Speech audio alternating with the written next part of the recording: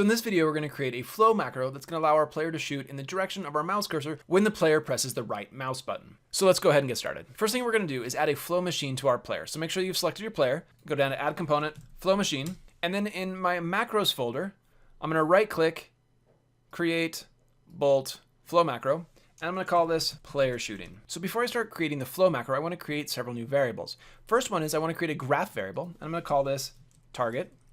And this is going to be a vector 3. And what this is going to do is simply store the location of where the player clicked. And that's going to get used for several different functions. Next, I want to create 3 new scene variables. First one I want to create is projectile speed. And that's going to be a float. Now I found that a value of about 25 works pretty well for me. And this is the speed that we're going to give the rigid body so that as this bullet moves across the screen, it has a constant velocity. Next, we're going to add a variable called fire rate. This is also a float, and this is going to control how quickly both the player and the NPC can shoot. And I'm going to set this to 0.5. Or in other words, there's going to be a half-second delay between consecutive bullets. I also want to create a variable that is player is dead. And this is going to be of type Boolean.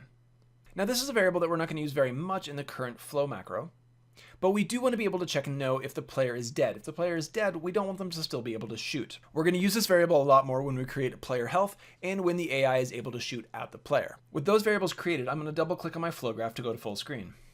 I'm going to right click and add an update event. Now at some point in the creation of this flow macro, we're going to add in a cooldown unit, which is going to require this flow macro to run as a coroutine. So while I have my update event selected, I'm going to come up to my graph inspector and I'm going to toggle on coroutine so that this runs as a coroutine. And again, you can see that the icon has changed a little bit to indicate that it is a coroutine and not just a regular update function. So the first thing we want to do, we want to check and make sure the player is alive. So I'm going to drag this out to a branch, like so. And then I'm going to go to my scene variables and I'm going to drag in this player is dead Boolean and connect that to my branch. Now, if the player's dead, we don't want any more code to run. We just want this to stop. So I'm going to drag out from the false flow. I'm going to drag that into an input get mouse button. So in this case, I want the first option. And what this is going to allow the player to do is simply hold the right mouse button down and fire continuously. Now, if you want your player to spam the right mouse button, they have to click it several times. You might choose the get mouse button up or get mouse button down. Now, the right mouse button is button number 1. So I'm going to change that to 1. And then I'm going to drag the flow out from there and send it into another branch and connect the Boolean up like so. Because we only want to continue if the player is alive and they have pressed the right mouse button. Now the next thing we want to do is we want to raycast from our camera through our mouse cursor onto the terrain and see where we've clicked. And that position that we've clicked on is going to get saved as our target. So I'm going to right click, add unit, camera, screen point to ray. And I'm going to choose the second option there. I'm going to connect up the flow and we need to tell it what camera to look through. So I'm going to right click, add unit, and I'm going to search for camera main. Now again, this presumes that the only camera in your scene is tagged camera main. If it's not, you may need to use some other logic to find the camera that you're looking through. So this camera gives us one point on array and we need another point, and that point is our mouse cursor. So I'm going to right click, add unit, I'm going to search for input mouse position, and this unit is going to return the position of our mouse cursor, and I'm going to send that into our screen point ray unit. Next, I'm going to right click, add unit, and search for physics raycast. Now there's a lot of options here, and the one I want is just a little off the screen, so I'm going to scroll down, and this is the option that I want right here with the ray, hit info, max distance, and layer mask. I'm going to connect up the flow and the ray, and the max distance, I'm just going to set that to 100. That's going to control basically how far away the player can click, which in some ways is a gameplay mechanic. Now the layer mask, this is going to control what layers will return a raycast hit. And in my case, I just want it to return a raycast hit if we click on the terrain or maybe an enemy. So I'm going to right click, add unit, and I'm going to search for layer mask literal. And I'm going to connect that up like so. Now I need to tell it which layers are acceptable to return a raycast hit on. So I'm going to select terrain and enemy. Now I only want to proceed with more code if we actually clicked on something that was a terrain or an enemy. So I'm going to take the flow, put it into yet another branch, and connect up the Boolean. I'm going to scroll over. Now, if this branch evaluates as true, meaning we did click on something, that's when we're going to want to go down the path of shooting our projectile. But before we get to shooting the projectile, the first thing we want to do is have our game object look in the direction that we clicked, or look in the direction that it's going to shoot. Now, in order to do that, I need to get the location of where I clicked.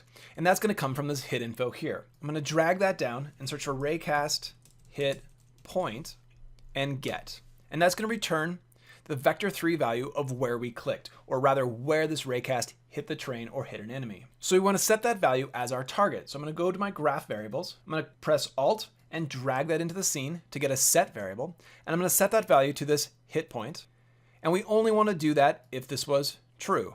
Next, we need to tell the game object where to look. And currently, the nav mesh agent is in control of the rotation of our game object. So we need to turn that off. We need to turn off the nav mesh's ability to control the rotation of our object. So I'm going to right click, add unit, and I'm going to search for nav agent update rotation.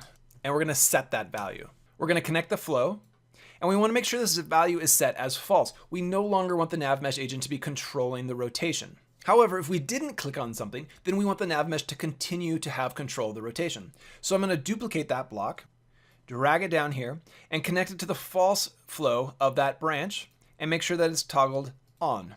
And we also want the nav mesh to be in control of the rotation if we're not pressing the right mouse button. So I'm going to copy that unit again, scroll over to our branch that was just after our get mouse button. I'm going to paste that, move it over here, and I'm going to connect it to the false flow of that branch. Meaning if we're not pressing the right mouse button, then we're going to go into this unit. And I want to make sure that it's toggled as true. Meaning if I'm not pressing the right mouse button, the nav agent is in control of the rotation. Now that the nav mesh agent isn't in control of our rotation, we need to tell the transform or the game object where to look. So I'm going to right click, add unit, and I'm going to search for transform look at.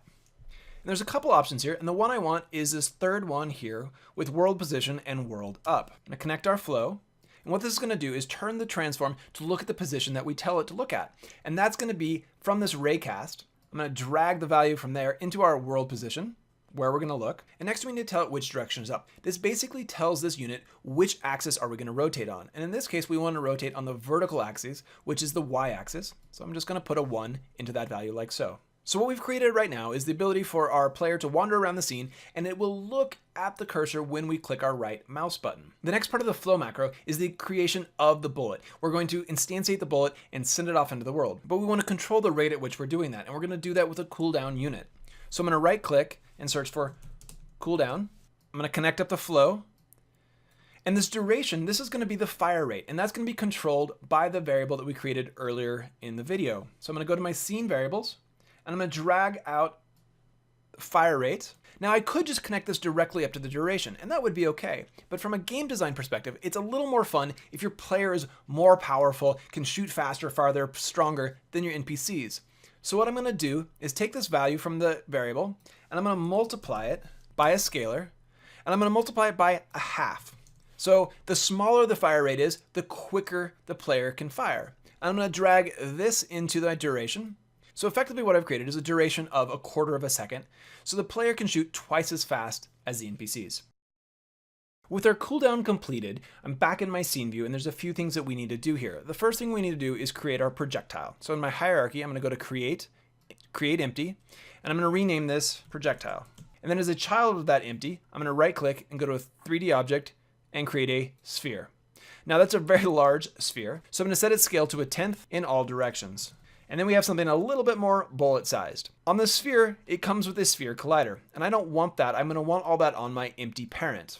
Now the reason I'm making the sphere a child of an empty parent is because I might want to come back in later and change the visualization of my bullet. And in this case, the mesh is a child. I'm going to put all the logic and all the needed components on the parent object so that switching out the child, switching out the visualization doesn't break any of my logic or any of the functionality of my game. So back here on the parent, I'm going to add a couple objects. First one is a rigid body.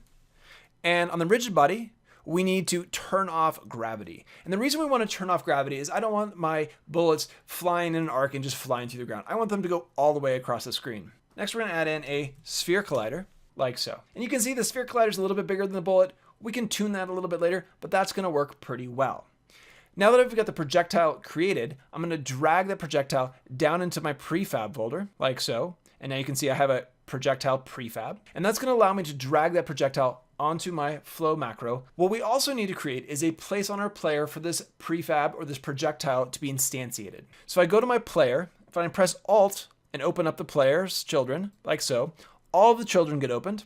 And down here at the bottom, you can see the rifle. So I want to add an empty child to this rifle that's going to be the projectile spawn. So I'm going to right click on the rifle, go to create empty, and I'm going to rename that projectile spawn. And then I'm going to carefully line that up so that's roughly at the end of my rifle. I'm going to get a couple different views to make sure we're in the right position. The exact location doesn't matter that much. Now that I've created the projectile spawn on my player, I need to get a reference of that into the flow graph. I'm going to create an object variable. So down in my variables window, I'm going to click on object, and I'm going to call this projectile spawn. I'm going to make it a game object, and then I'm going to drag and drop the projectile spawn into the value. With those two steps done, I'm going to go back into my flow macro, scroll over.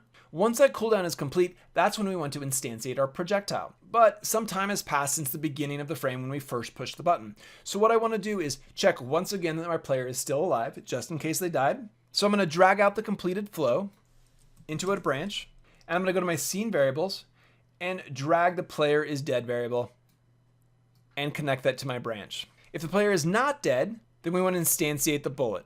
So I'm going to drag out the false, and I'm going to search for game object instantiate. And the first option is the one I want. Now you can see there's quite a bit of pieces that need to go into this. The first node is for the object that we want to instantiate. The second one is the position, and the third is the rotation. So I'm going to double click and go back to my scene view, and I'm going to drag this projectile out of my project onto my flow graph. And I'm going to choose the first option and then drag that into the object that's going to get instantiated. Now the position and the rotation are determined by that projectile spawn location that we created just a little bit ago. So I'm going to go to my object variables, and I'm going to drag that projectile spawn into my flow macro. And I'm going to take the value of that variable, drag it out, and I'm going to search for transform position. And that value goes into my instantiate. And then I'm going to take the value of the get variable again, and I'm going to search for transform rotation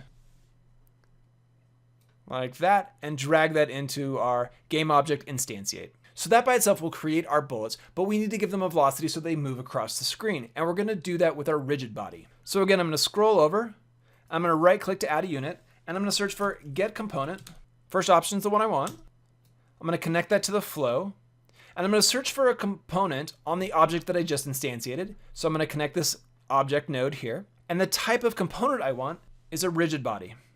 I then want to set the velocity of this rigid body. So I'm going to right click, add unit. I'm going to search for rigid body velocity set. I'm going to connect up the flow.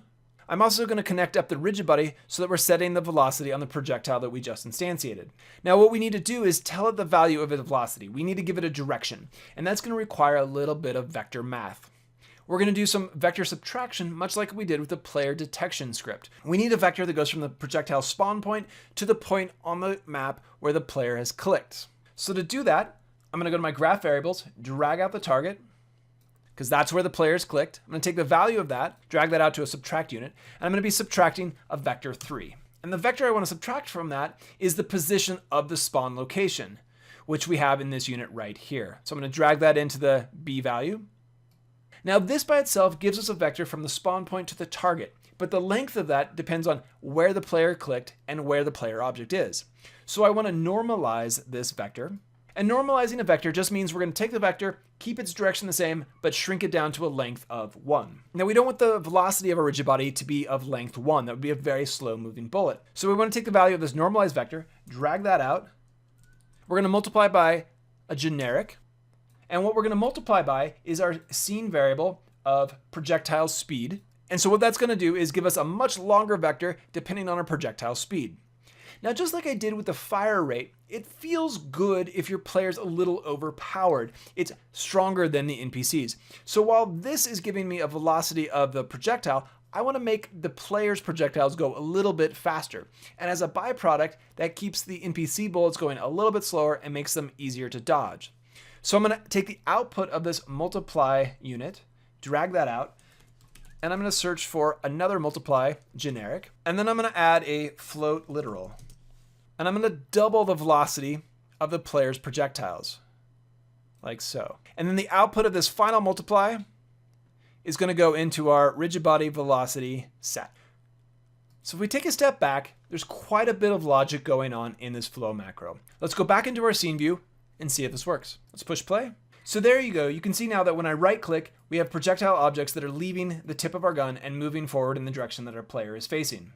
In our next video, we're going to look at the projectile prefab. We're going to create a flow macro that's going to allow us to create a muzzle flash as well as a sound effect when the bullet is launched. So I hope that was helpful, and I hope you'll join me for my next video.